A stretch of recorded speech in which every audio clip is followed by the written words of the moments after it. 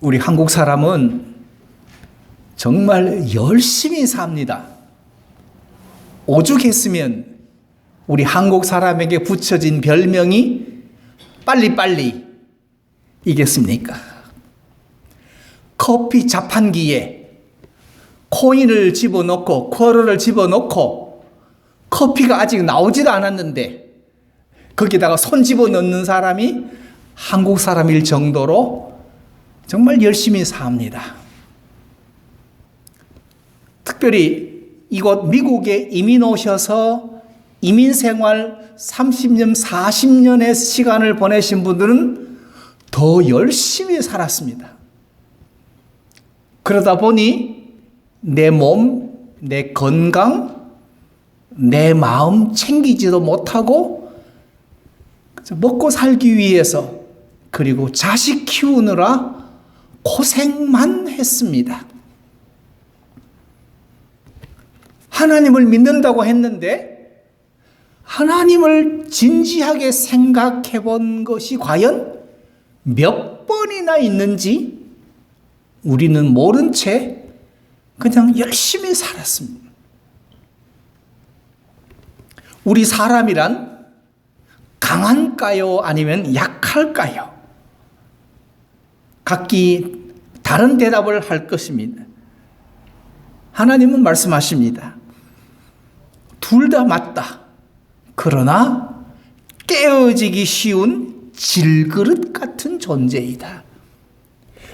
깨어지지 않았을 때는 쓸모가 있고 그리고 있을 곳이 있지만 그러나 깨어지고 나면 아무짝에도 쓸모없고 그저 내버릴 수밖에 없는 존재다. 그래서 깨어지기 쉬운 질그릇 같은 존재라 성경은 말합니다. 우리 몸은 질병으로 고통당하고 우리 마음도 감정도 상처받기 쉬운 존재입니다. 사람과 사람에게 서로에게 아픔과 고통을 주고받는 관계이기도 합니다. 저 중국에 가면 만리장성이라고 있습니다.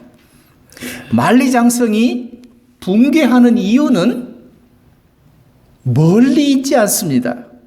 침략하는 오랑캐 때문에 무너지지 않습니다. 오히려 파수꾼들이 적들과 내통해서 내모를 받고 그리고 문을 저절로 열어주기 때문에 무너집니다. 아무리 외부에서 공격한다고 할지라도 우리 자신이 잘 지켜지면 우리는 무너지지 않습니다. 결국 우리가 무너지는 것은 외부의 공격이 아니라 우리 내부의 문제 때문에 무너진다고 할 수 있습니다. 우리 안에는 우리 모두를 다 파괴시킬 만한 암살자의 자아가 있습니다. 즉 나를 무너뜨리는 자아가 내 안에 있다는 겁니다. 그러므로 외부, 환경, 다른 사람 탓하지 말고 내 안에 있는 암살자의 자아를 찾아내야 합니다. 시편 13편에서 다윗은 말합니다. 여호와여, 내가 어느 때까지 기다려야 됩니까? 어느 때까지 이 고통받아야 합니까? 어느 때까지 내가 이렇게 살아야 됩니까? 라고 하나님 앞에 불평과 원망을 늘어놓습니다. 그러나 외부의 적이 아니요 침략해오는 대적이 문제가 아니라 다윗의 내면의 문제였습니다. 그래서 그는 5절에서 나는 오직 주의 인자하심을 의뢰하겠습니다. 그리고 내 마음은 주의 구원을 기뻐하겠습니다. 방금 전까지 어느 때까지라고 원망했던 사람이 이렇게 마음을 돌이킬 수도 있었던 것은 그의 마음 속에 있었던 이 악하고 추악한 생각들을 그가 끊어버렸기 때문일 것입니다. 우리 안에 있는 암적인 감정, 암적인 생각들이 우리의 건강한 생각과 그리고 감정과 마음을 파괴하고 결국은 잘못된 행동을 하게 만들어 우리 인생을 파멸로 이끌어 가게 합니다. 그렇다면 우리 마음속에 자리 잡고 있는 암적인 감정과 마음은 언제 생깁니까? 성경은 말합니다. 우리는 하나님 말씀을 떠나서 부패한 심성을 가지고 태어난다고 합니다. 성경은 말합니다. 의인은 없나니 하나도 없다. 태어나면서부터 부패한 심정을 가지고 태어납니다. 그러므로 항상 무너지고 파괴될 수 있는 연약함을 우리 안에 가지고 있습니다. 두 번째로, 그런데 그런 요소들이 세상을 살아가면서 이 암적인 존재, 병적인 존재, 부패한 심성이 더 커지고 커져서 결국은 나를 잡아먹는 것이 되고 만. 그렇다면 이런 것들은 왜 더 커지는가? 우리는 심리학적인 관점에서 몇 가지를 상고해야 됩니다. 그 첫째가 인간으로서 당연하게 채워져야 할 기본 욕구가 있는데 그것이 채워지지 않았을 때 우리 마음은 무너져 내립니다. 자식 키우고 남편 뒷바라지하고 시부모 모시느라 30대, 40대, 50대를 그냥 정신없이 살던 사람이 60대가 되어서 정신 차리고 보니 나는 아무것도 아니라는, 나는 빈털털이라는 이런 생각을 갖게 되면 우울증이 찾아오고 정신병이 발발하면 스스로 목숨을 끊어버릴 수 있는 이런 극단적인 생각까지도 하게 됩니다. 기본적으로 채워져야 할 욕구들이 채워지지 않았습니다. 또한 두 번째로 각 사람마다 성장할 때마다 각 단계들이 있습니다. 그 단계가 있고 단계마다 이루어야 할 열매들이 있는데 그 열매를 아무것도 이루어 놓지 않으면 텅텅 비어버린 자신의 자아를 발견하게 됩니다. 그래서 그것이 성취되지 않고 좌절을 맛보게 되면 그것이 암적인 자아가 되고 맙니다. 세 번째로 모두에게 있듯이 사람이 성장하는 단계마다 각각의 위기가 있습니다. 이 위기를 극복하지 못하면 그 위기 때문에 주저앉아 버려서 절망하게 됩니다. 그래 결국 어린 시절, 초등학교, 사춘기, 청년기, 직장, 결혼, 이성교제, 사업, 장년기, 자녀 부양, 가족, 사랑, 중년기, 그리고 노년기, 그리고 죽음까지 각각의 단계마다 이루어야 할 열매가 있고 그리고 넘어야 할 위기들이 각각에 있습니다. 정신없이 살 때는 보이지 않았습니다. 근데 이제 한시름 놓고 보니 그것이 보여지기 시작하면 나는 아무것도 이룬 것이 없다는 허망함을 비로소 알게 됨. 이 위기를 잘 처리하고 극복하면 성장하고 성숙하지만 그렇지 못하면 인생이 망가지기 시작하고 사람 됨됨이를 갖추지 못하게 된다는 말입니다. 그런데 사람들은 이런 일들을 환경을 탓합니다. 그리고 다른 사람을 탓합니다. 아닙니다. 분명히 자기 책임입니다. 자기 책임 하에서 이러한 단계들의 문제와 위기의 문제와 심리적인 문제와 욕구의 문제를 해결해 나가야 하는데 우리 한국 사람들은 이런 책임의식이 심각하게 결여되어 있습니다. 그 남이 다 해주기를 바랍니다. 즉 외부적인 탓, 환경, 가족, 이웃, 사회가 해주기를 바라지만 그렇지 않습니다. 내가 스스로 나를 통제하고 책임을 져야 하는 겁니다. 예를 들면 알코올 어느 중독자에게 두 아들이 있었습니다. 알코올 중독자인 아버지를 바라보는 두 아들들의 마음은 정말 힘들었습니다. 한 아들은 알코올 중독자로 폐인이 되어서 아버지를 닮아 아버지를 원망하며 살았습니다. 그런데 또 다른 한 아들은 알코올 중독자인 아버지를 보면서 내가 나중에 어른이 되면 의사가 되어서 알코올 중독을 치료하는, 해결해주는 인생을 살아야 되겠다고 마음을 먹고 의사가 되었습니다. 그리고 실제로 서울 세브란스 병원의 의사가 되었습니다.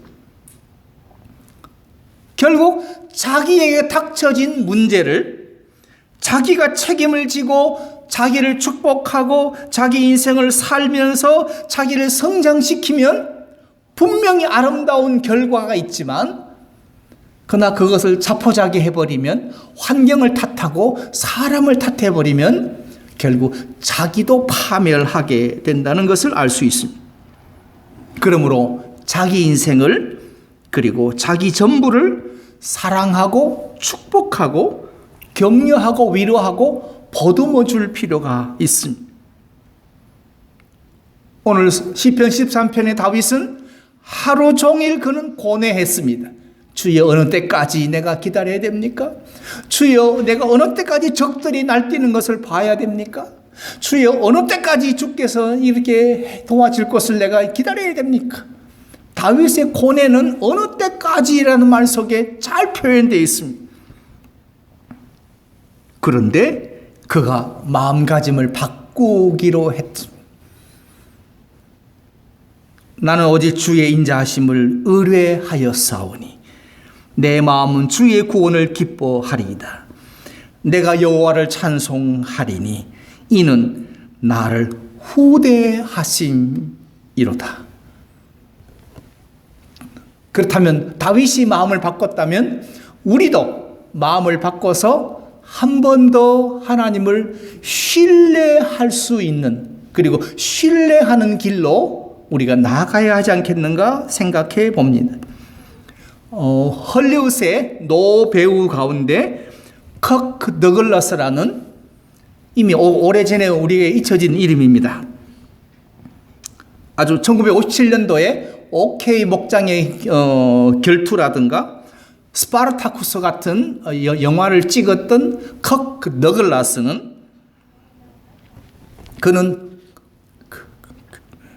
러시아에서 이주해온 그는 노동자의 아들로 태어나 할리우드 최고의 배우가 되어 그는 진정 아메리칸 드림을 이루어낸 주인공이기도 합니다. 그리고 세계 분쟁 지역의 학교와 그리고 공원을 세우면서 그는 인도주의 정신을 실천하는 많은 사람들에게 감동도 주었습니다. 그런데 그가 1995년도에 인생의 불운을 닥칩니다. 헬기 사고를 당해서 척추 수술을 받은 후에 그가 뇌졸중에 걸렸습니다. 즉 중풍에 걸렸다는 말입니다. 이 중풍으로 인해서 언어 능력을 잃고 몸도 가눌 수 없는 처지가 되었습니다. 헐리우드 대스타에서 중풍을 걸려 말도 제대로 하지 못하고 몸도 움직이지 못하는 신세로 전락했다는 말입니다. 그래서 그는 권총을 빼어서 그가 자살하려고 했지만 그것도 포기하게 됩니다. 그런데 그에게 그와 그저 말은 못하지만 그저 눈빛으로 대화를 나누던 키우던 개 한 마리가 어느 날 커크 더글라스에게 찾아와서 낑낑대면서 뭔가를 도와달라고, 해결해달라고 와서 낑낑대는 것을 봤습니다. 평소에도 늘 그렇게 그 개는 그렇게 했습니다. 주인에게 찾아와서 배고프면 밥 달라고 그 문이 닫혔으면 문 열어달라고 늘 낑낑대던 개였습니다. 그런데 그날 kö끄더글레에서 찾아와서 몸에 부딪히면서 낑낑대면서 뭔가 도와달라고 할 그 순간 너글라스는 맞아, 나도 누군가에게 도와달라고 해야 되겠다. 내가 이때까지 도움 주기만 했다고 생각했는데 이제부터는 내가 좀 도와달라고 요청을 해야 되겠다. 즉 다른 사람의 도움을 내가 받아들여야 되겠다고 생각을 바꾸었습니다. 그래서 그날 이후로 그는 다른 사람들의 도움을 받아들이기로 합니다. 그리고 도와달라고 부탁을 하게 됩니다. 즉 모든 생명은 도움을 필요로 한다는 생각을 하게 되었습니다. 그래서 그는 말을 훈련해서 배웠습니다. 그리고 그가 재활치료를 해서 그가 몸을 움직이게 되었습니다. 그리고 그가 오스카상 수상식 때 멋진 연설을 하면서 영화 다이아몬드에서 출연을 맡기도 했습니다. 그를 그토록 돕도록 도움을 준 것이 낑낑대는 개로부터 도움을 받아들여야 되겠다, 나도 도움을 청해야 되겠다는 생각을 하고, 그리고 다른 사람의 도움을 받아들이는, 즉 사랑하는 가족과 아내 그리고 여러 도와주는 분들의 도움을 받아들이게 됩니다. 그래서 여기서 나오는 것이 결혼의 중요성입니다. 그리고 83년이라는 긴 세월 동안 그가 잊고 있었던 하나님의 존재에 대해서 눈을 뜨자 온 세상이 그는 달라 보이기 시작했고 희망을 비춰주기 시작했습니다. 이처럼 너글라스에게 헬기 사고로 척추마비가 오고 중풍이 오고 언어 상실이 오고 그가 불구가 되고, 그런 그에게서도 나도 살아야 되겠다, 내게도 희망이 있다, 나도 도움을 줘야 되겠다, 도움을 청해야 되겠다, 이런 생각을 하면서 그가 하나님을 비로소 발견하게 되고, 그러면서 말이 훈련이 되고 몸이 치료가 되면서 그가 정상적인 삶으로 회복되어져 가는 과정을 우리는 목격하게 됩니다. 결국 그러므로 삶의 감정의 침체와 영적 침체를 극복하려면 이제부터라도 우리의 시선을 땅, 사람, 세상에서부터 하나님께로 우리 시선을 옮기셔야 합니다. 즉 하나님을 바라보셔야 된다는 말입니다. 즉 다시 말하면 영적 침체를 극복하려면 내 안에 병적인 자아를 추구하던 그 모든 행위를 끊어야 된다는 말입니다. 나는 안 돼, 나는 이거 해도 소용없어, 나는 이게 안 되는가 봐, 하나님이 안 도와주시나 봐, 이건 하나님이 내 생각과 다르신가 봐, 모든 병적인 마음의 생각의 자아를 끊어내고 하나님께로 시선을 돌리고 모든 소망을 하나님께만 두지 않고서는 이 질병을 치료할 수가 없습니다. 그러므로 자기에게 몰입하지 말고 하나님께로 몰입하셔야 됩니다. 목사님은 안 되나 봐요. 나는 이게 힘든가 봐요. 내게는 이런 복이 없나 봐요. 왜 안 되지요? 자기에게 몰입해서 자기 생각과 자기 결론만 가지지 말고 하나님께로 몰입하십시오. 자, 그렇다면 우리는 어떻게 행동을 바꿔야 되는가? 하나님을 주목하고 하나님에게 자신의 속마음을 다 털어놓고 도움을 청하려면 첫째로 불평하기보다는 감사하는 삶으로 바꾸셔야 됩니다. 불평하는 인생으로는 아무것도 바꿀 수가 없습니다. 내게 주어진 인생은 내가 책임지기로 작정하시고 불평하기보다 감사하십시오.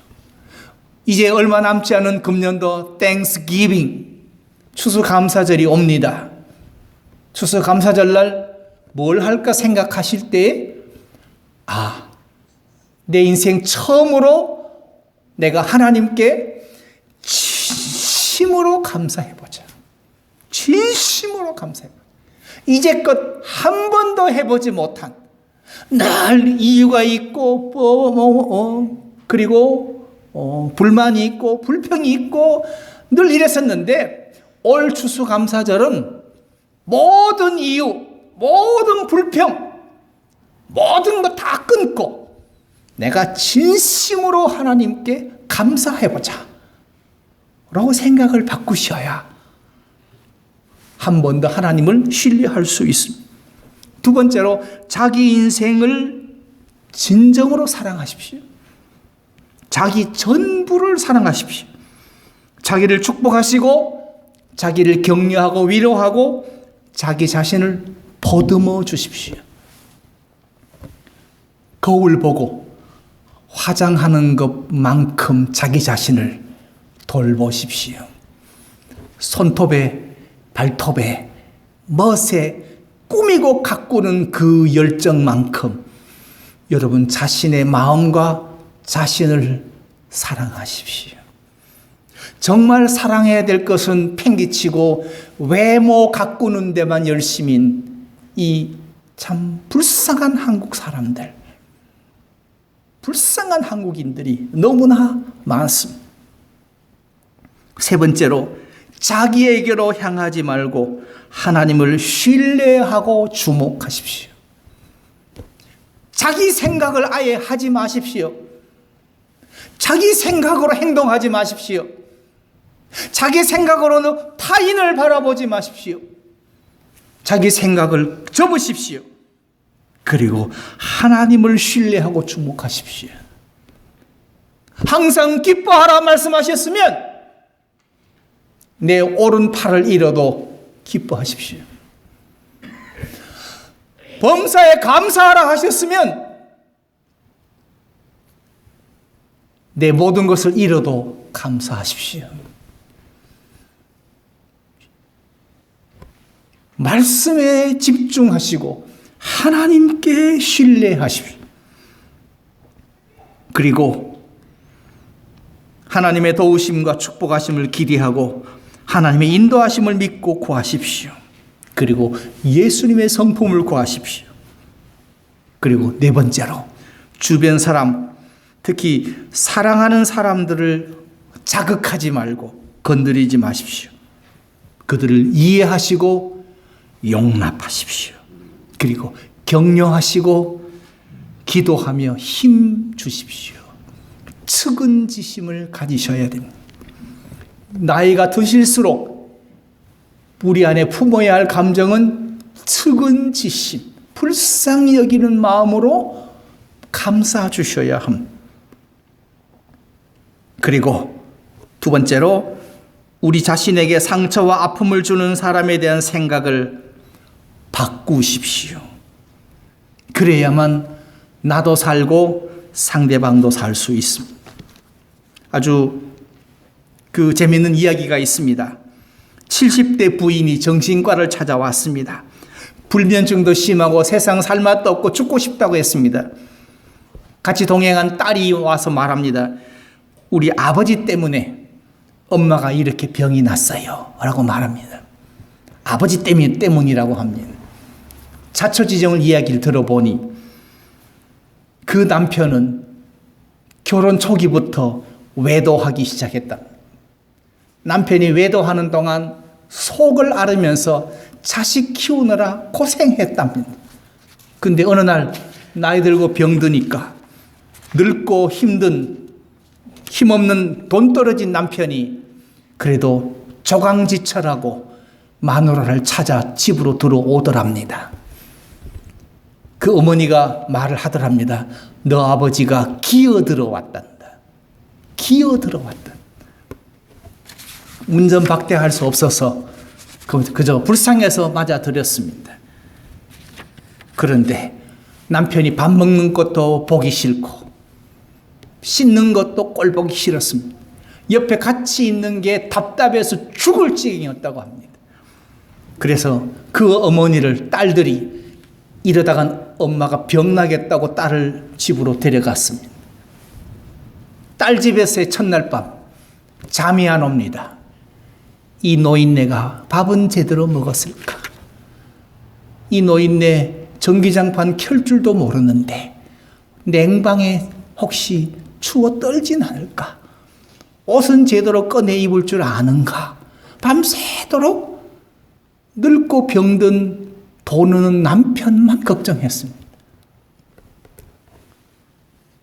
딸 집에서 첫날 밤도 편하게 잠을 못 잤습니다. 그리고 그 다음날 다시 짐 챙겨서 집으로 다시 돌아왔습니다.